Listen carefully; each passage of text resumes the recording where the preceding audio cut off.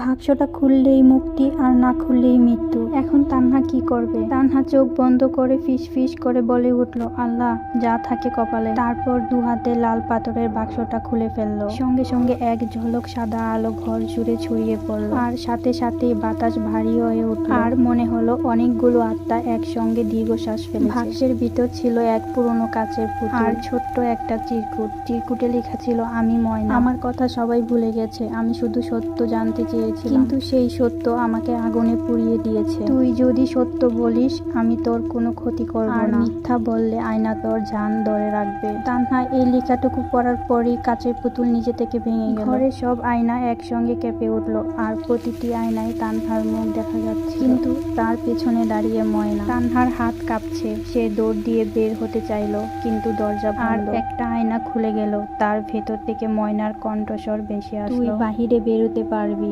যদি আমাকে মুক্তি দিতে পারিস। ঠিক তখনই মেঝে ফেটে যাচ্ছে। তানহা কি মুক্তি দিতে পারবে ময়নাকে? দেখা যাক তানহা ময়নাকে মুক্তি দিতে পারে কিনা। সেটা দেখতে হলে 5 নম্বর পর্বটার জন্য আপনাদের অপেক্ষা করতে হবে।